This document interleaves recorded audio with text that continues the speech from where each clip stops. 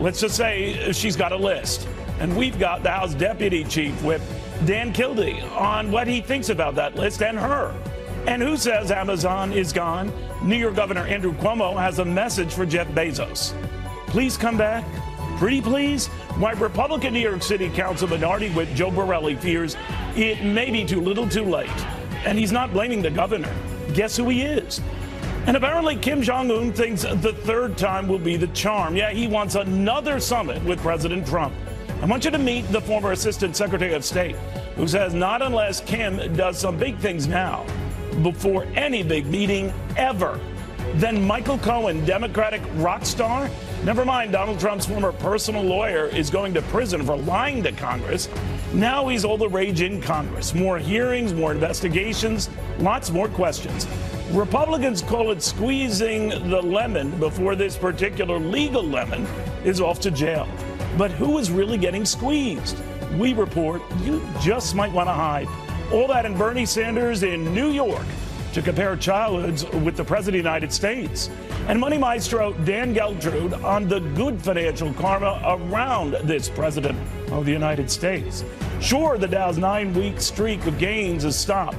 But when it comes to making money, that doesn't mean you have to. It is simpler than you think, as long as you think simply. He'll explain, because the Karma King of Cash is here on the show that's all about good karma, even when all the news isn't good. That's why we're here. That's why we're live. And that's why we are starting right now.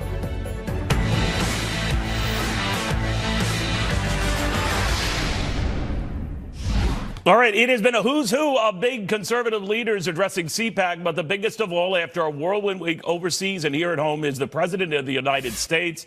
And at CPAC, they are getting ready to hear him and roar with him. Fox News correspondent Ellison Barber at the White House with the latest. Hey, Ellison.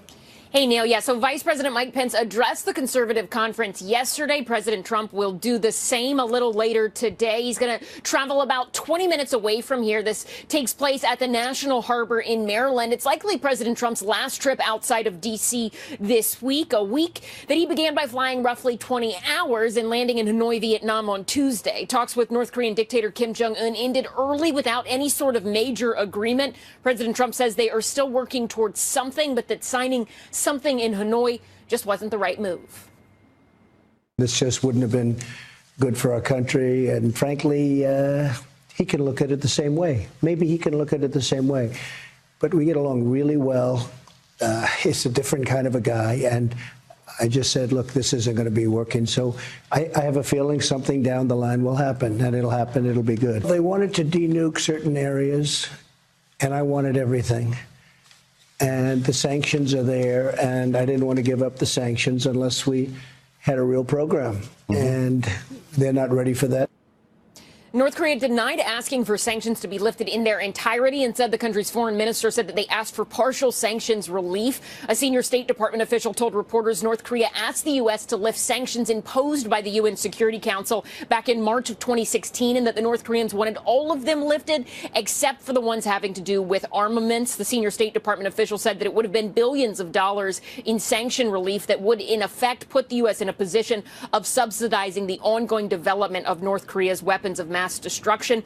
Still, the president is optimistic. He has officials on both sides of the aisle back on Capitol Hill saying that they think he made the right decision in walking away. Again, President Trump says that he still thinks he has a good relationship with Kim Jong-un and that they can get something done. We'll see if he has anything else to say about those talks, future talks, whatever, at CPAC a little later today. Neil? All right, look forward to that. Ellison, thank you very much. Ellison Barber at the White House. Meanwhile, to the Democratic side, new reports of infighting among some Democrats as freshman Congresswoman Alexandria Ocasio-Cortez reportedly threatens to keep a list of her colleagues who dare vote across party lines. Fox News correspondent Jillian Turner has more from Washington. Jillian.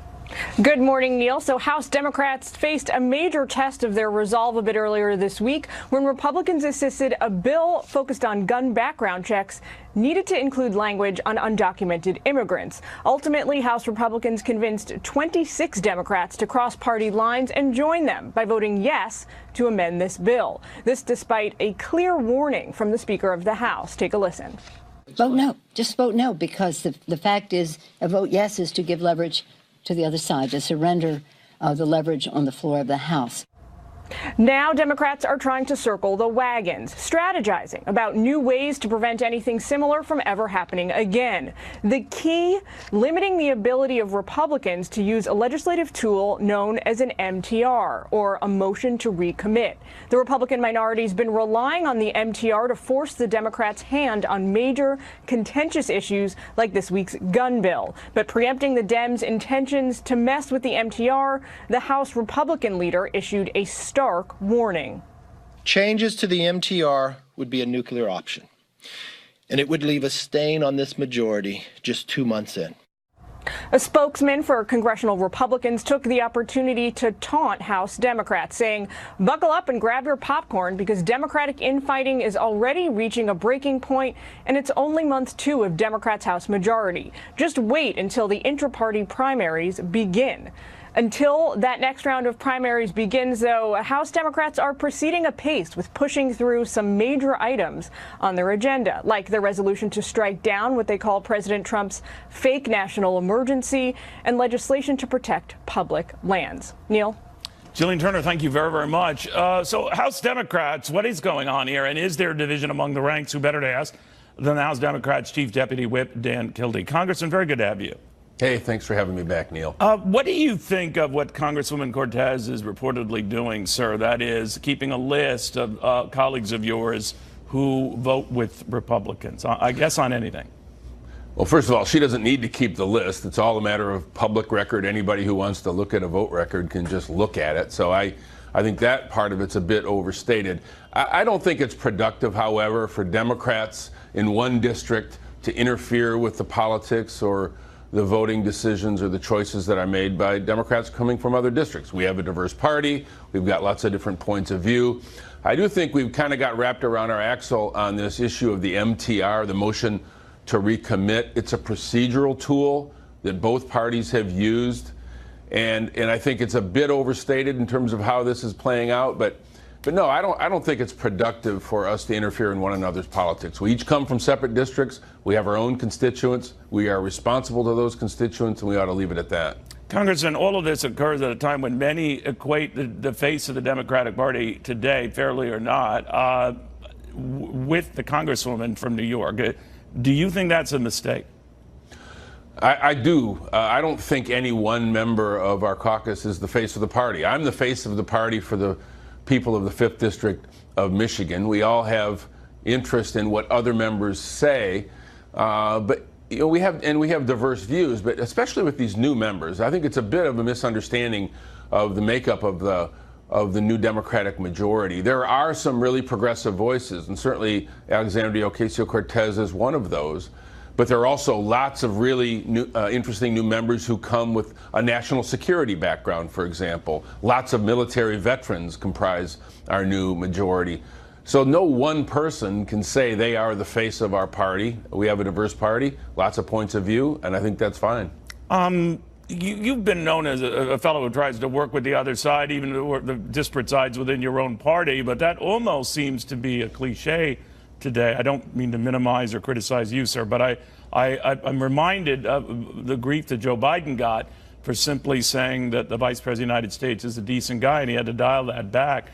Do you worry about the tone getting worse, even within your own party? I worry about it no matter where it comes from. If it comes from folks within my party, I'm certainly willing to talk to them and call them on it. And when it comes from the president or somebody else, I think we have to do the same.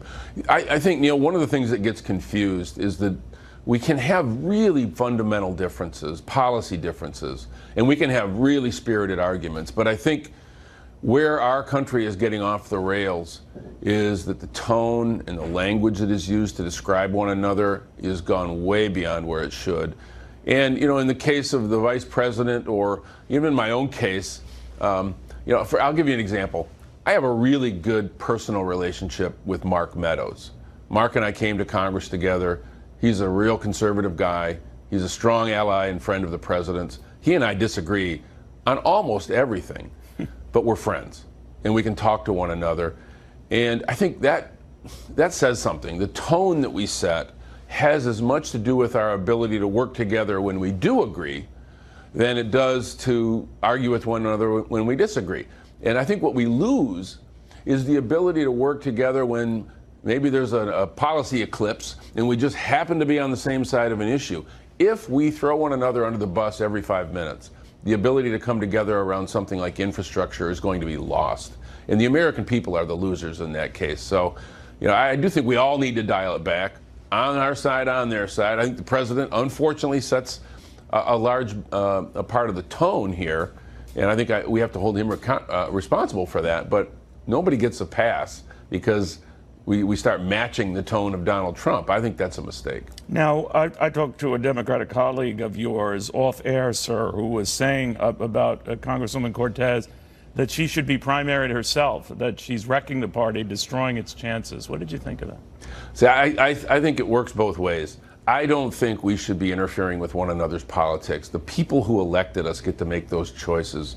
And when Democrats, or for that matter, Republicans, start reaching into other states, into one another's districts, and try to dictate to the voters of a district that they don't represent who should represent them, I think that's an overreach. I'm going to let the people of the district that she represents make that choice. If somebody wants to run against her, that's the system.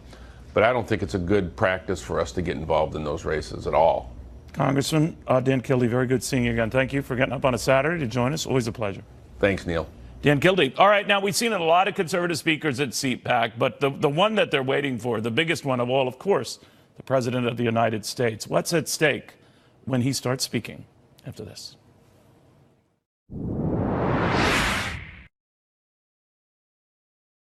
He's going to talk about his childhood, growing up in Brooklyn, later on moving to Vermont, becoming the mayor of Burlington, to sort of lay out his philosophy that's been remarkably consistent over the years.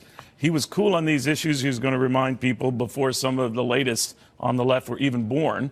So that will be something to watch. It's almost exactly time with the president's remarks to CPAC, so it's a tough battle for Antoine, who's going to be joining us shortly, as to which event he watches. We've got the Republican commentator, Joe Borelli, joining us, the aforementioned Democratic strategist, Antoine C. Wright, and Maslansky and Partners President Lee Carter, a very good read of polls and public opinion, particularly on the Republican side.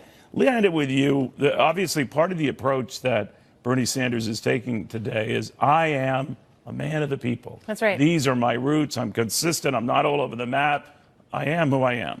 There's something that people really love about your origin story, about figuring out who it is that you are, why you believe what you believe, and it makes it all authentic and real. So the fact that he can go back to his roots and talk about how he's been believing this all of this time and has lived this life to get to here is something that's going to make people trust him more. And when you have that kind of a story, I think it's smart that you really lean into it, and he does. So he's incredibly authentic, and people really do resonate with that. Now, whether or not people like his policies, that's a different story. But there's a lot of popularity out there for this guy. You know, and I know polls are all over the map. It's very, very early. He leads in New Hampshire. That's not surprising. He's from neighboring Vermont. So he leads, I think, 4 or 5 points in one of the latest reads over Joe Biden. What do you think of this battle erupting here? Well, first of all, I take every poll that's going on right now, and I laugh at it because I'm old enough to remember when I was a youngster working for Hillary Clinton in South Carolina in 2007, and Barack Obama was down 20 points, and he went on to win the state very. So, but most of these polls at this point, Neil, are all name ID. And you can't deny the fact that Bernie has some name ID and name recognition, some of it's geographical. But I'll tell you what I've told everybody. I still think he has a math problem. I still think the heart and soul of the Democratic primary vote is African American. I still think he has some real problems there. And keep in mind, not all the players who are going to be in this race are in yet. And this is a totally different race than it was in 2016. And Bernie's never had to face 2 African-American candidates, a well-qualified and well-oiled machine in Kamala Harris, a Latino candidate, and the dynamics of our party have changed quite a bit. And so while he's enjoying some popularity now, it's all about sustainability. No one raises money like he does, right? $6 million within 24 hours? It's not how you start in this business, it's how you finish. Well, I understand Direction that, but is far more important than speed. That blows anyone else away. In terms of, if that's your barometer, you use at least early on. So far, Biden is not in the race yet. Right. So just hold your powder. If Biden enters the race, he's the automatic front runner in your eyes? I think the polls indicate that now. I think the challenge for Uncle Joe is to maintain that popularity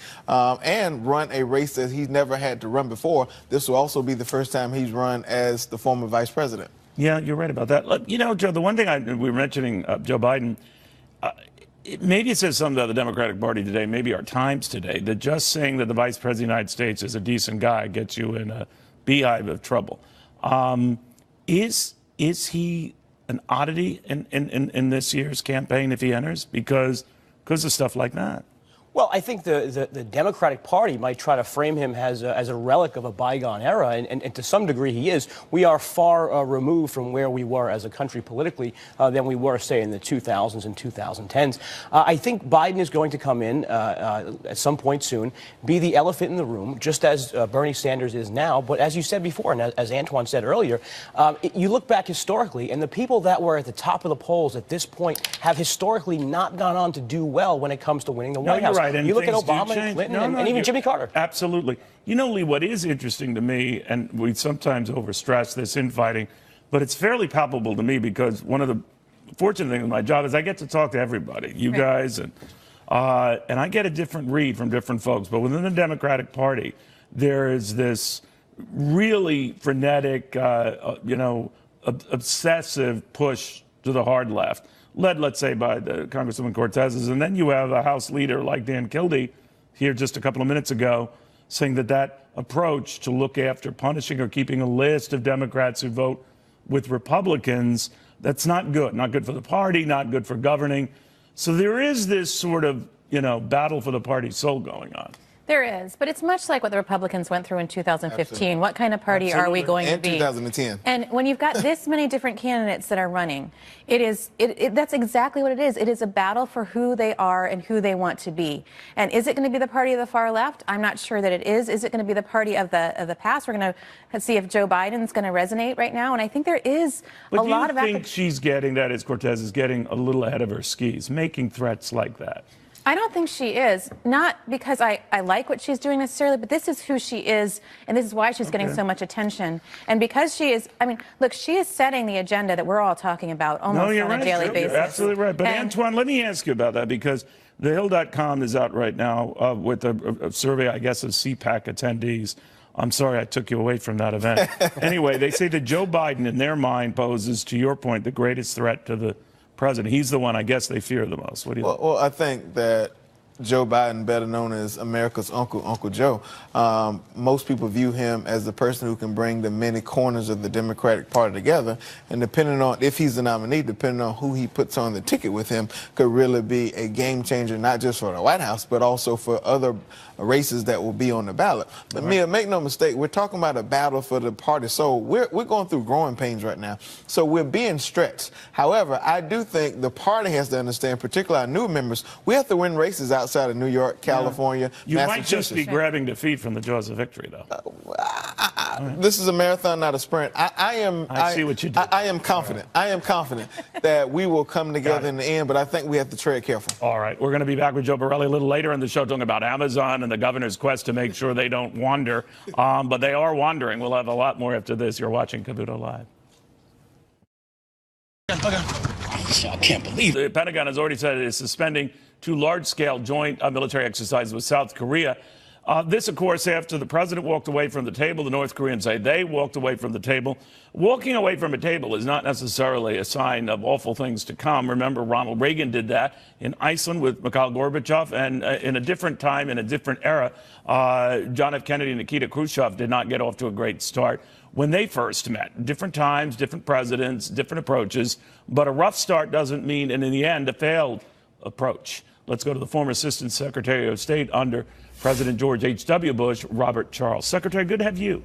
Thank you. Many have read into that failure to secure a deal that it was a waste of time. What do you think? Well, analogies can be overdrawn, but this one I think may be closer than people realize. In 1986, Ronald Reagan did walk out on Gorbachev. And what came out of that was a series of breakthroughs, not war, because for the first time, Gorbachev really realized that Reagan meant what he said. He was not going to give up the Strategic Defense Initiative. And what came out of that, interestingly, is that once the two men had baselined each other's points of view, and they had gotten into a summit, they had had a summit 1 year earlier that was not very successful. They were at an impasse.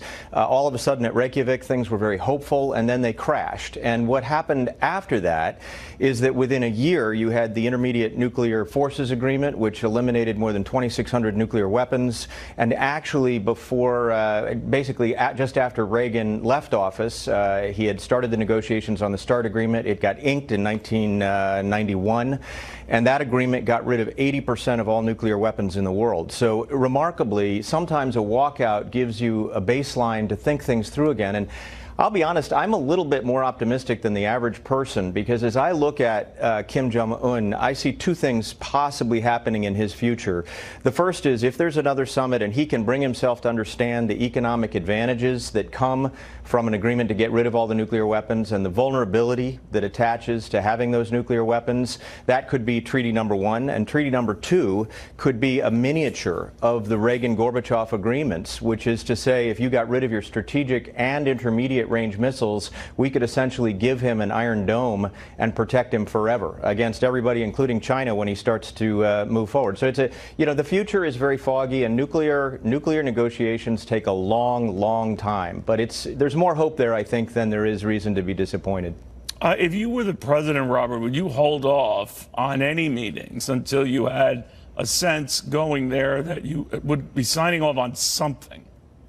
Well, the normal course of events is that you have a framework agreement, and the framework agreement is agreed by staff ahead of time, and then you show up and sort of do the diplomatic piece. This president is very hands-on. He's very engaged personally. And you can say, gosh, that hangs everything out there right out in the open. But at the same time, I think I would say get your staffs working together on something that pushes in the direction that I just mentioned, some kind of breakthrough that allows Kim to understand he could be a transformational leader like a Gorbachev. He could have a more open economy. Their economy is, although it's hurting under the sanctions, and we should ramp those up and keep China's feet to the fire.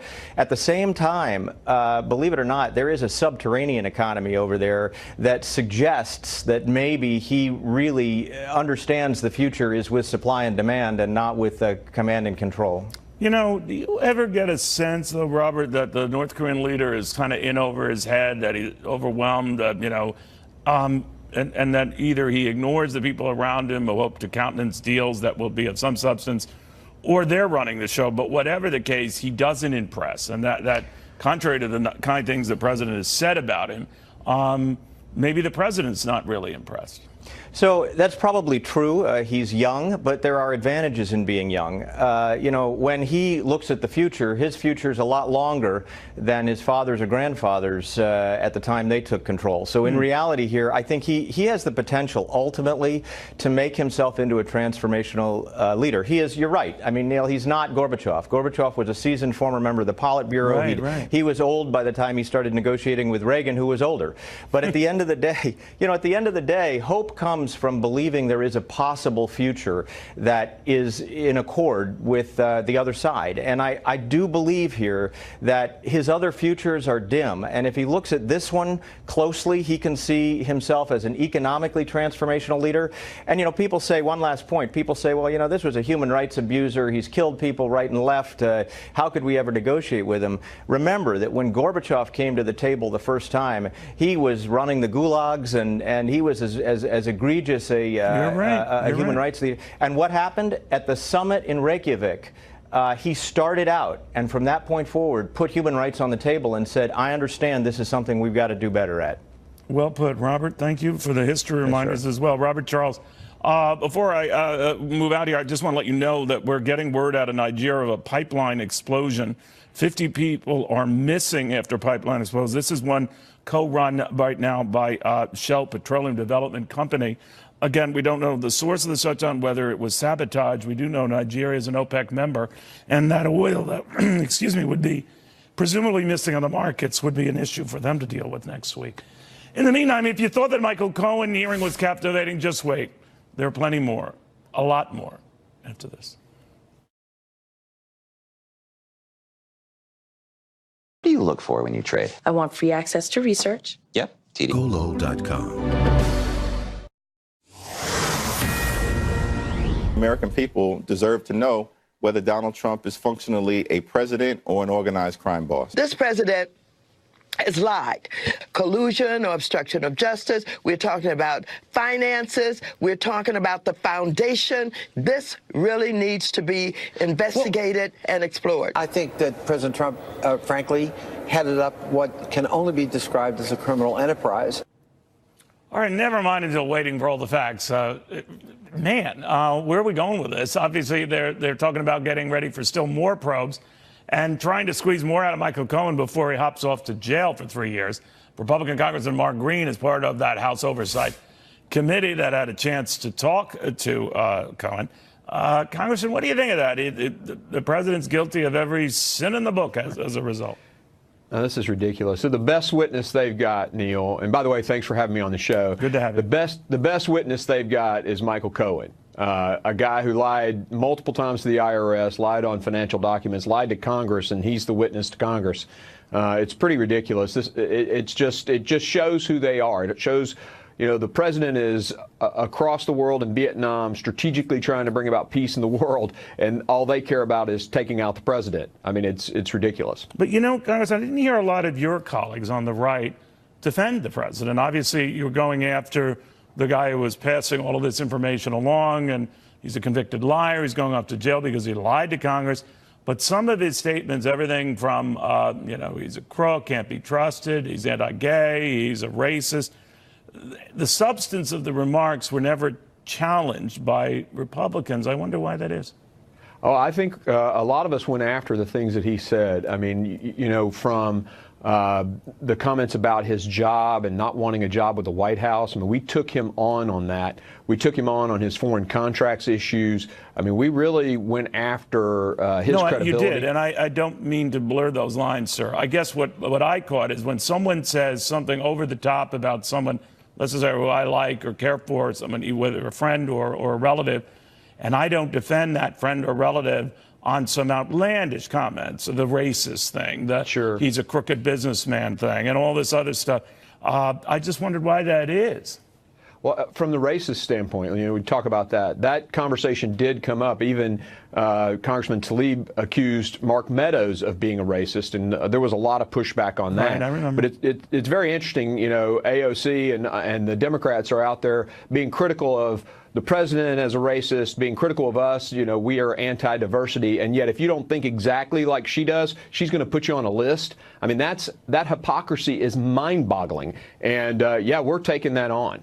So if they're going to take it, the Democrats with still more Cohen hearings, and with or without Cohen, once he's in jail, hearings based on what he said, either at a public forum or one behind closed doors, what are we looking at here? Where is this all going? Oh, it's absolutely going towards impeachment. I mean, these guys they hate Donald Trump, and they're going to do everything they can to try to take him out. Do they tell you that? Do some of your Democratic colleagues whisper and say, this is where we're going with this? No one's come up to me, Neil, and said, hey, this is our grand strategy, but it's pretty obvious from what they're doing, I think. All right, so what do you think the president should do in response? Now, he tweets the credibility issue of Michael Cohen, and that's fair game because Michael Cohen has been seen and reported on tape saying great things about the president, what a savvy businessman he is, how open he is to all races and people, and then just the opposite this hearing. So I get that and see that. But they're going to use him nevertheless to say that he opened up a can of worms here. Do you think he opened up a can of worms? No, I don't think so at all. I mean, their goal is to just, it's like Bush lied, people died, and they're going to just say it over and over again and hope that it sinks in. They're going to continue to say that Donald Trump is a racist. It's their game plan. They just keep repeating it over and over again in hopes that it sinks in and people accept it. And we're going to continue to push back. Again, Mark Meadows brought up a worker who was a part of the Trump organization who said, no, I don't work for racists. And then he got accused of being a racist for bringing that up. So, we're going to push back and we're going to show the flaws in their reasoning. And we're going to talk about our president. And what he should do is just continue doing what he's doing, working with North Korea. There's going to be another summit. Chào mọi người, lại là mình Uyên Phu đây. Lần trước mình đã dắt các bạn sang kinh. Oh, absolutely. I mean, wouldn't Richard you have to Haas, have more stuff nailed down before the president goes to the trouble? No, I don't think so. And let me explain. I think a lot of old school politics are about let's get the issue solved and then let's get the two leaders together. Kim Jong-un is a young guy, and what I think Donald Trump wants to do is move his ideology, and that's going to take a relationship. Earlier in your show, you had someone talking about Gorbachev and Reagan, and they developed a relationship that led to change. And I think that's what Donald Trump's doing. He's working on a relationship with this young man and young leader. You don't think that, the president really did go much more than halfway? I think any objective observer can say that. He traveled halfway around the world last summer to go to Singapore to meet this guy, did it all over again when the guy took a 2-hour train ride to get to the Vietnam summit. Yeah. And he goes 10 or 11 hours, I'm just wondering, what do you get for that?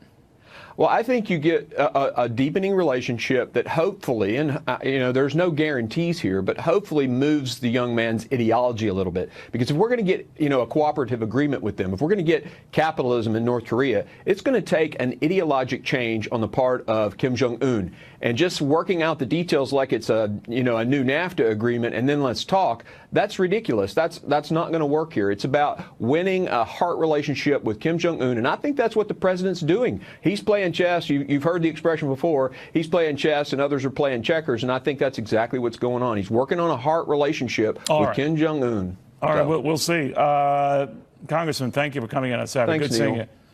All right, well, the Dow's finally snapped that winning streak. It had gone on for 9 weeks. But in case you think you missed your cash karma moment, the guy who literally wrote the book on it says, no, you haven't, after this. My experience with USA. Streak that still has the Dow off to the best performance we've seen in the better part of 3+ decades. NASDAQ racing ahead as well. But these weekly changes, even if they come to a halt right now, what do? Do you feel like you've missed the opportunity?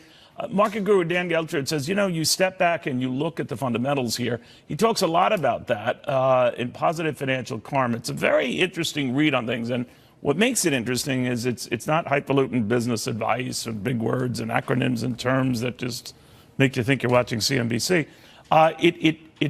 It just speaks English, and it gets to the core of a guy who's a practicing Buddhist. So he's a little weird, but I'm telling you, he's brilliant. Dan Geltrude is his name. Positive Financial Karma is the book. Good to see you, my friend. Thank you for having me, Neil. Yeah, the Buddhism thing, I joke about it, not to joke about it, but that's part of the thinking here. Explain. Yeah, the basic premise of Buddhism, when you talk about karma and action and reaction and that boomerang effect of the things you do, very important. But it comes down to this: it's cause and effect, right? What's the cause and effect of all the things that happen? And if you step back and say, well, we see the effect. What caused that? And keep it simple, Neil. If we do that, we can really uncover a lot of things and be successful in a very simple way. Well, a lot of it is very to the point advice. I mean, when it comes to losing weight, you gotta, eat less, exercise more, move more. To your point. More.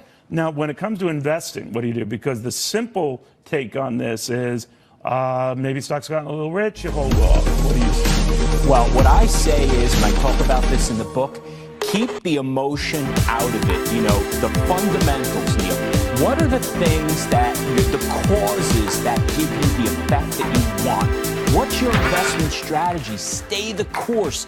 Don't get swayed by the headlines, by all the noise. I think people in this world that we live in with immediate gratification, news constantly, 24/7, you have to step back and tune that out and say, I'm going to stick with the fundamentals. All right, well, how do the what fundamentals apply now? If you had 9 straight weeks of Dow advances, we're off to a very strong start to the year. 9 times out of 10, that means the rest of the year is going to be strong.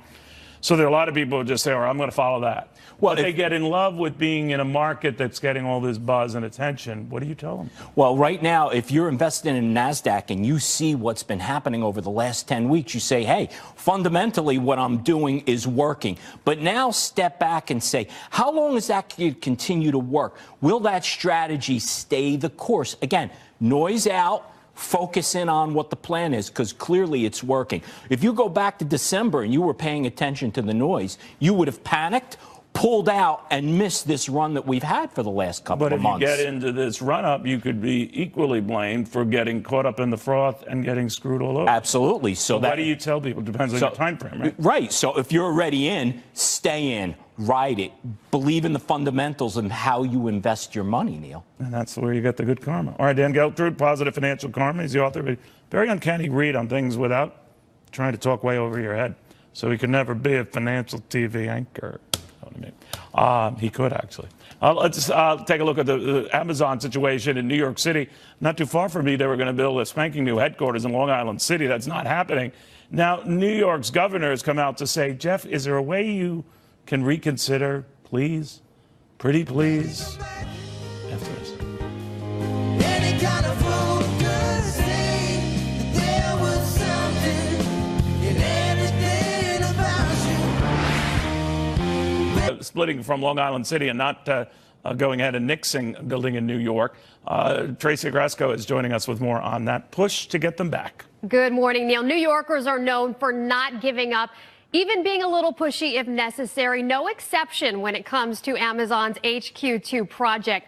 Yesterday, dozens of New York union leaders, local officials, business executives published an open letter in the main section of the New York Times asking Amazon to give New York City one more chance in bringing its second headquarters to the Big Apple. The letter does its best to persuade Amazon that most New Yorkers really do want the company, its 25,000 jobs, and billions in dollars in new tax revenues. It also says Governor Andrew Cuomo will take personal responsibility for the project's state approval. And Cuomo has reportedly had several conversations with Amazon executives, including CEO Jeff Bezos, since the deal fell apart. So far, Amazon has shown no signs that it's willing to reconsider. Neil? Thank you, Tracy. Let's get the read right now from Joe Borelli, a Republican New York City councilman. They're trying. They're pulling out all the stops. So you think it'll succeed? He's trying, and he's right to try. I mean, we shouldn't give up on the prospect of 25,000, not just jobs, but we're talking real careers for real New Yorkers. The problem the governor faces is that New York, in and of itself, is the reason why Amazon's not coming. Amazon itself isn't the problem. They're just the result of the problem. We can't be a high-tax, high-regulatory state and expect companies that don't necessarily need to be here to come here at their own will.